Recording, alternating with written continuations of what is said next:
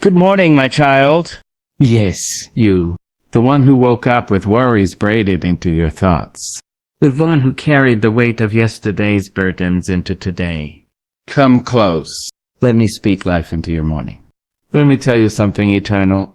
Let me read into your soul the sacred rhythm of a promise. The Lord is my shepherd, I shall not want. Now doesn't that strike something deep in you? That first line is no casual sentence. It is an anchor thrown into the storm. When your heart beats a little too fast, when bills stack up like mountains and answers feel few and far between, remember this. You have a shepherd. You are not wandering alone in this wild world. No, darling. There is one who walks ahead of you. One who knows the way when you don't. You don't have to want because he provides not always what you desire, but always what you need. He's the bread when your belly growls for hope. He's the water when your spirit runs dry. He maketh me to lie down in green pastures. Oh yes, my dear. You've been running too long. Running from pain, from people, from problems. And God says, come here, rest. You don't have to earn peace. You don't have to chase after love like it's some prize for the perfect. He gives it freely. He makes you lie down not in dust, not in dirt, but in pastures, green with grace. A soft, fertile ground where hope grows again. He leadeth me beside the still waters. In this world full of noise, where notifications scream and deadlines taunt, he leads you to stillness. Not the stillness of emptiness, no, the stillness of serenity, of clarity. He says, come drink, not from the polluted fountains of fear and comparison, but from still waters that calm your anxious mind. He restores my soul. Oh, beloved, How many pieces did life break you into? How many times did you give your all and still come up empty? How many tears did your pillow hold last night? But listen now, God is not a taker, he is a restorer. Where the world stole your joy, he places laughter again in your mouth. Where your soul was tired, he puts fire back in your bones. He leadeth me in the paths of righteousness for his name's sake. That means you ain't walking blind. He's guiding you, not just for your benefit, but for his glory. You were made to reflect him. You were made to walk in purpose, not in circles. Every step you take with him is holy ground. Even when the road feels crooked, he straightens it with his mercy. Yea, though I walk through the valley of the shadow of death. Yes, baby, let's talk truth. The valley is real. The shadows are dark. There are days when you feel like death is closer than breath. But remember, it's only a shadow. A shadow can't exist without light nearby. Don't pitch a tent in the valley. Don't build a home in your sorrow. You're walking through, not staying in. This valley is not your ending. It is a passage, not a prison. I will fear no evil, for thou art with me. Oh, yes. That's where your strength comes from. Not from your muscle or money, not from your reputation or resources. You are fearless, not because you're fearless, but because God is with you. Fear loses its teeth in his presence. He doesn't just send angels, he comes himself. Thy rod and thy staff. They comfort me. He's not just watching, he's shepherding. The rod fights off your enemies. The staff pulls you back when you wander. He disciplines because he loves. He protects because you matter. You, with your weary heart, you with your trembling hands. He comforts you like a mother rocks her child at midnight. That prepares the table before me in the presence of mine enemies. Oh yes, God doesn't just bless you in secret. He makes sure your haters watch. He sits you down to the table of favor, while those who doubted you grind their teeth.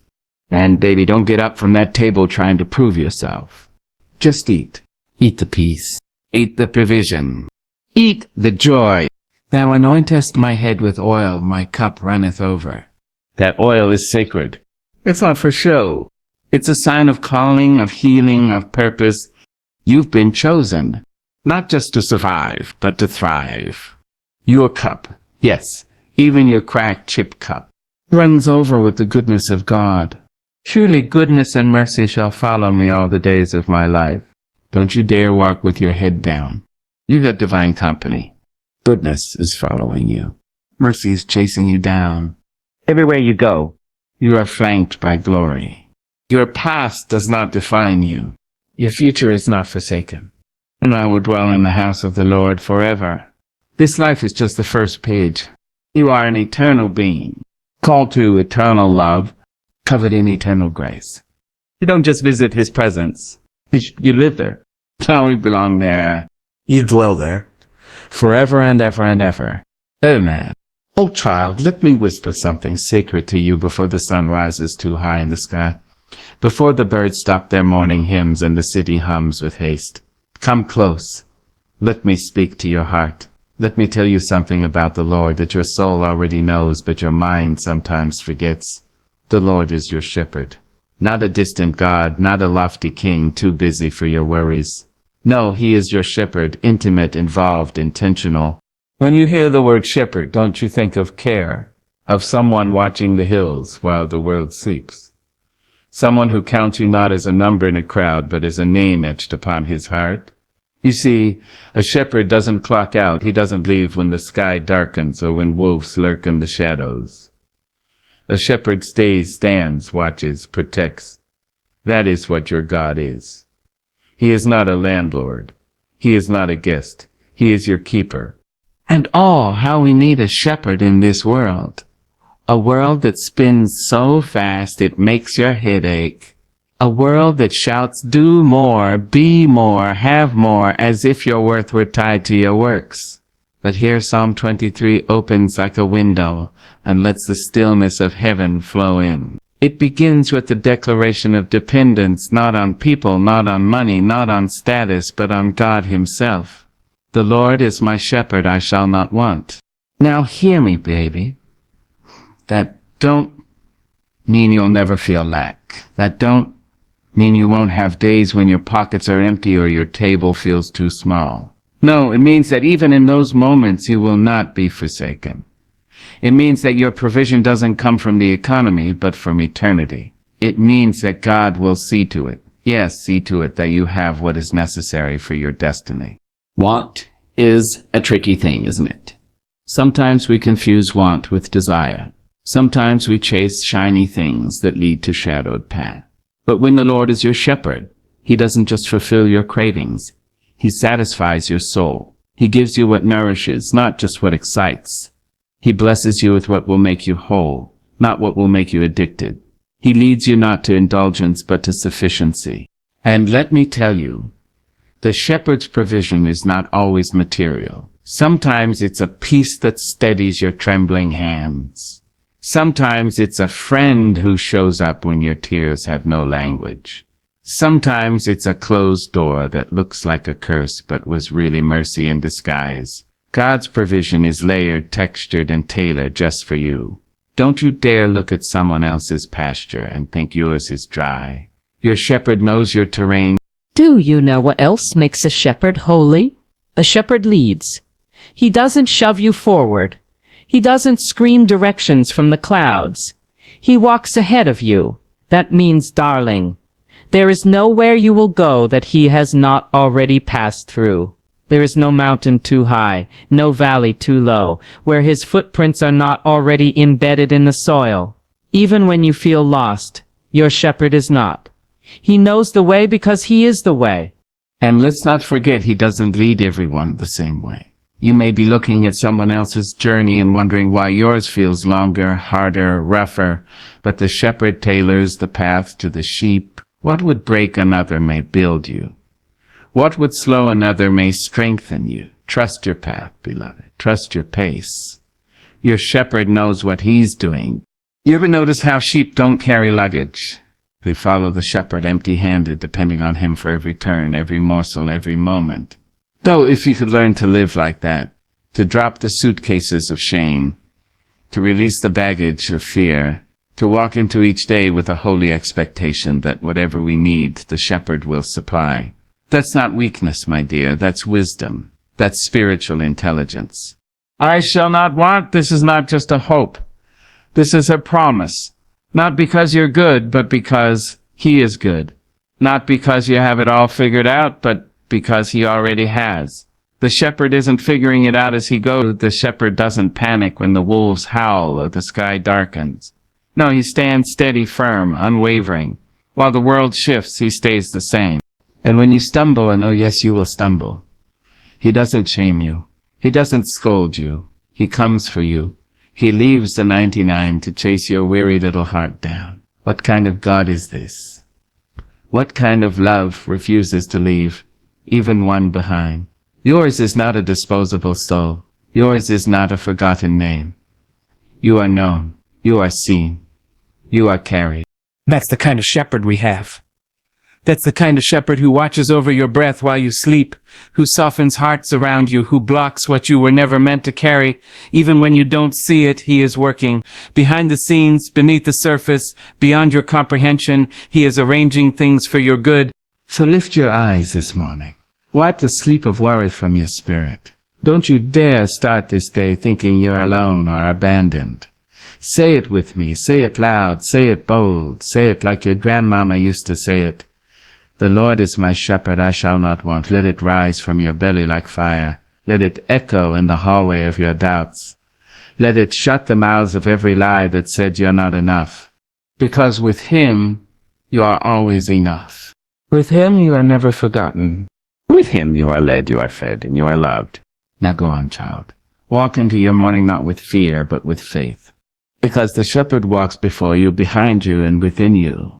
And if God is your shepherd, you shall not want. Not now. Not ever. Amen. Come here, child. Sit with me a while before the day rushes in, before your spirit gets tangled in the noise and nonsense of the world. I want to tell you something the soul already knows but forgets when troubles crowd the room and peace feels like a stranger knocking too quietly at your door. Listen close, he maketh me to lie down in green pastures. Isn't that something beautiful? Not he asks, not he suggests, not even he lets me, but he maketh me. Because, darling, sometimes you don't know how to rest. You're so used to fighting, to fixing, to forcing things to happen that the very idea of lying down feels foreign. But our God, in his infinite tenderness, in his holy understanding, knows when it's time to hush the noise in your head and lay you down in peace. Rest, real rest, is a sacred thing. It is not laziness. It is not weakness. It is not something earned like a paycheck or proven like a diploma. Rest is the inheritance of the loved, the promise of the protected, and green pastures. Oh, baby, those are no accident. Those are no ordinary fields. Green is the color of life, of growth, of nourishment. He doesn't lead you to empty, barren land. He doesn't ask you to lie down in dust or despair. No, he prepares lush living places for your soul to stretch and be still. Let me tell you, we live in a world that wears exhaustion like a crown. Folks brag about how busy they are, like it's something noble, but busy doesn't mean blessed. Tired doesn't mean holy. Sometimes the most spiritual thing you can do is to sit down and breathe. Sometimes the holiest sound is silence. Sometimes the greatest act of faith is to stop striving and trust that God is still God, even when you are still. You see, rest is a divine invitation. It is God saying, I've got this, let go. It is the shepherd calling you to peace, not just for your body, but for your mind and spirit. Rest tells anxiety, hush now. It tells shame, you have no place here. It tells fear, your voice is not the loudest anymore. That's what green pastures do. They give your soul room to breathe again. Some of you, my dear, you've been running so long you forgot what stillness feels like. You've been on the go, trying to prove your worth. Chasing the approval of people who barely see you, building walls around your heart just to survive. But God sees. He sees how tired you are. He sees how much you've carried. And in his wisdom, he leads you, not just to another task, not to another battlefield, but to a soft, sacred patch of ground where you can just... He knows that you are not a machine, you are not a robot, you are not a productivity tool or a cog in somebody's system. You are his child, and a good father does not let his child burn out. A good shepherd knows when the flock needs to pause, to drink, to lie down, and feel the earth beneath their bones and the breeze on their face. That's the kind of love we're talking about here. And I know, oh yes, I know it's hard to lie down when life keeps shouting. When bills don't rest. When hearts don't heal overnight. when the world keeps spinning fast and loud.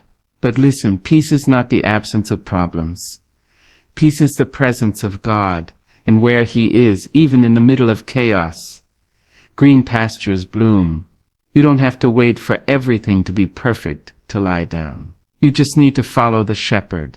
Now let me speak to that part of you that says, "But I can't stop. If I stop, everything falls apart." That voice is lying to you, baby. That voice is built on fear, not faith. Because the truth is, you were never meant to carry it all. The world was never meant to rest on your shoulders. It belongs to God. And when He says lie down, you best believe He'll keep watch while you sleep. He never slumbers. He never loses track of you. And let's be honest, sometimes we don't want to lie down because stillness brings up what the noise has buried. When you lie down, the silence starts to speak. Old wounds rise up. Forgotten dreams knock at the door. Pain you've ignored starts to whisper again. But even that is part of the healing, because the shepherd doesn't just make you lie down to rest. He makes you lie down to restore. He brings those hidden pieces back to the surface so He can mend them in the light. Green pastures are not just about rest, they're about reconnection with yourself, with God, with the truth you buried under expectations and exhaustion. They are places where the world's labels fall off and heaven's truth wraps around you like a blanket. You are not your job. You are not your mistakes. You are not your followers or your failures. You are loved. You are enough. You are safe. And when you rise from those pastures, when you rise, something in you has shifted. You walk differently, not rushed, not frantic, but grounded, rooted, a little stronger, a little surer, because rest doesn't just refill your body. It reminds you of who you are. So the next time the world tries to pull you into its chaos, the next time your mind runs wild and your soul starts panting, remember this: He maketh me to lie down in green pastures, not as a punishment, but as a gift. Not because you're weak, but because you are worth protecting, because your spirit matters, because your wholeness is holy. Take the invitation. Find your green pasture, close your eyes, breathe deep, trust the shepherd, and lie down, child. Just lie down. Oh, child, let me talk to your spirit in a way that the noise of the world cannot interrupt. Let me speak past your doubt, past your worry, past your pretending. Come closer. Closer. Still. There is a sacred sentence wrapped in Psalm 23, a line soft enough to cradle your tears, but strong enough to carry your soul. He leadeth me beside the still waters. Now don't let the simplicity of that fool you. Don't rush past it like it's just another line and just another prayer. There is depth here, honey. There is holy truth dripping from each syllable. He leadeth me. That means you're not wandering through this life aimless or alone. That means the God of heaven is not pushing you from behind or shouting at you from above. No, He is leading you. He is going before you with intention and compassion, not into chaos, but to stillness. And baby, stillness is rare in this world. The world will offer you noise, loud, frantic, exhausting noise. It will fill your ears with deadlines, with doubts. It will fill your heart with urgency that makes you feel like if you sit down for even a moment, you'll fall behind. It will tell you that your worth is in your motion. But oh child, the shepherd says otherwise. He says your soul was made for stillness, not for speed. Still waters. Think of that. Not rushing rapids, not muddy floods, not wild swirling waves that threaten to swallow you whole. No. Still waters. Quiet, gentle, clear. That is where He leads you, because He knows that your spirit can only hear Him clearly in the calm. He knows that peace is not a luxury, it is a necessity. He knows that you've been thirsty far too long, and what you need is not another cup of chaos, but a well of peace. Let me tell you something, child. There's a difference between being busy and being fulfilled. There's a difference between movement and meaning. You've been running, yes. You've been showing up, pushing through, holding it all together with a smile so well practiced it hides the ache that even God rested. And if the creator of heaven and earth took a pause, why do you think he must always keep going? Still waters don't just refresh the body, they renew the soul. They quiet the inner storm. They hush the lies that scream you're not doing enough. Still waters reflect. You ever look into calm water? It mirrors back what's standing above it. That's what stillness does. It shows you yourself. It reveals where you've been carrying fear, like a badge, where you've let bitterness take root, where you've traded joy for approval. But not to shame you. No, never that. God doesn't show you your reflection to judge you. He shows it to redeem you. And hear me well, sometimes the shepherd has to pull you away from the crowd just to get you to the stillness. Sometimes he leads you out of what you thought was a good thing, out of that job, out of that relationship, out of that busyness, because he knows it's keeping you from the still water. And when he leads, it might not always look like a promotion or a praise report. Sometimes it looks like a pause, a breaking, a sudden silence. To trust the leading, the still waters are coming. Now, don't confuse stillness with stagnation. There's power in the pause, there's strength in the silence. Still water is not dead, it is deep. That kind of peace, the kind only God can give, is not passive. It's protective. It covers you like a blanket on a cold night. It surrounds you like a fortress. Gentle but unmovable. You see, the world teaches you to react, but stillness teaches you to listen. And the shepherd leads you there so you can hear what you've been missing. You can hear his voice, not in the thunder, not in the earthquake, but in the still small whisper. That's where the instructions come. That's where the healing begins. That's where the soul says, ah, yes, this is where I remember who I am. And let me speak now to the part of you that's afraid of stillness. The part of you that keeps moving so you don't have to feel, the part that fills your schedule so you don't have to face your silence. Stillness will make you face yourself, yes, but it will also allow God to meet you right there in that vulnerable place. Not with condemnation, but with compassion. Not with a checklist, but with comfort. Oh, child, you've been searching for peace in people, and paychecks and praise. But peace is a person, and his name is Jesus. And he says, come to me, all you who are weary and burdened, and I will give you rest. Not stress, not survival. Rest. Still water kind of rest. Lay your burdens down kind of rest. Come as you are kind of rest. Let him lead you there. Let him lead you away from the comparison traps, away from the noise of everyone else's opinions, away from the constant striving that leaves you dry. Let him walk you beside the still waters where healing waits, where clarity begins, where joy returns. You don't have to earn this peace. You don't have to deserve it. It's yours because he chose you. It's yours because he chose you. It's yours because he leads you, not to harm you, but to bless you. Not to burden you, but to build you. And when the waters are still, you'll see that what you were looking for in the world was already inside you. Because where God is, peace is. So today, as the sun climbs higher and the world tries to demand your energy and your attention, remember this truth: you are being led. You are not drifting. You are being guided, not to more stress, not to more striving, but to still waters, to sacred quiet, to rest. And when you get there, when you feel the calm washing over your spirit like morning dew, don't rush away. Don't jump back into the hustle. Stay a while. Drink deep. Let it soak into your bones. Let it renew your mind. Let it fill your heart until peace overflows from your pores and speaks louder than the chaos around you. Because, child, when he leads you beside still waters, it is not a detour. It is your destiny. It is your revival. It is your restoration. And I promise you, once your soul has tasted that kind of peace, it will never settle for noise again. Oh, beloved, lean in. Let me tell you something you may not have been told often enough. Something as old as scripture and as fresh as morning dew. Thou preparest a table before me in the presence of mine enemies. Now don't rush past that. Don't let your eyes skim over the poetry of it. Let it settle into you.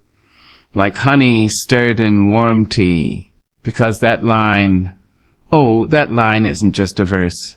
It's a revelation, a declaration of your worth in a world that has tried to belittle you. It's God saying, I see the battles, I see the wounds, I see who tried to break you, and I'm still gonna bless you. Right there, right in front of them. Yes, right in the presence of your enemies. Let's not pretend you don't have any. You know their faces. Some wear suits and smiles. Some share your bloodline. Some live rent-free in the corners of your memory, whispering doubts, sowing fear. And others live inside your own mind, voices of insecurity, shame, regret. But listen now, don't flinch, don't shrink.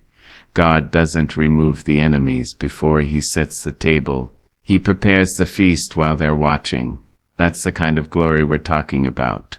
See, in our human thinking, we want God to wipe the slate clean. We want him to banish every threat, every hater, every critic before the celebration begins. But God, he does something better.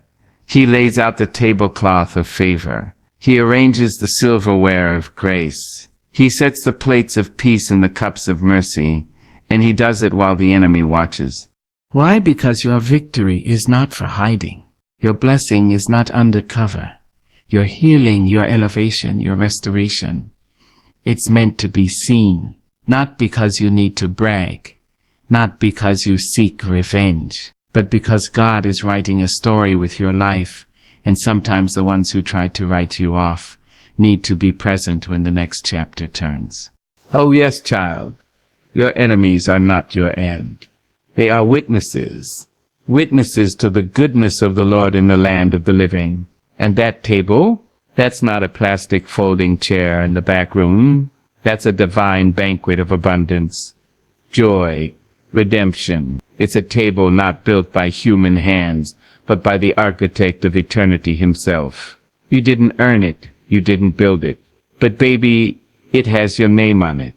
God prepares it. He doesn't rush it. He doesn't microwave blessings or serve leftovers. He prepares it. That means he's intentional, thoughtful. Every detail matters to him. The timing, the portions, the placement. It's all custom made for you. So if it's taking longer than you hoped, just know God is not late. He's preparing something that requires patience, not panic. You see, when a table is prepared, it's not just for eating, it's for honoring. And God wants to honor you in the face of what tried to dishonor you. Those lies that said you'd never make it, they'll see you thriving. The people who laughed at your dreams, they'll hear your laughter echoing down the halls of destiny. The shame that tried to define you, it will choke on the joy seated right across from it. And don't miss this, baby. The table is not about your enemies, it's about your God. It's about a holy host who loves you so deeply, he refuses to let your enemies have the last word. He says, sit down, child. Let me serve you. Let me nourish what the world tried to starve. Let me feed what fear tried to drain. And when you sit at that table, you don't have to look over your shoulder. You don't have to defend yourself. You don't have to argue your case. You don't even have to explain how you got there.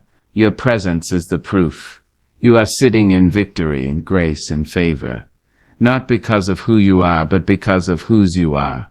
Cities have been walking through seasons where enemies felt louder than God's promises, where betrayal felt more familiar than trust. But hear me now, God does not forget who hurt you. He doesn't overlook the tears you cried in silence. He doesn't ignore the times you were pushed aside, counted out, left behind. He gathers all of that, not to punish, but to prepare. And what he prepares is not petty. He doesn't prepare clapbacks. He prepares the table. Because God isn't trying to get even. He's trying to set apart. Your table is sacred space. A place where your soul is fed. A place where your strength returns. A place where your identity is restored, while the enemy looks on, powerless to stop what God has ordained. There's something majestic, almost royal in being served by the divine while surrounded by the very forces that tried to destroy you. That's not just survival, that's sovereignty. That's not just getting by, that's getting crowned. Because don't forget, the table is part of your anointing. Right after that line comes, thou anointest my head with oil. It's connected. The table is your throne.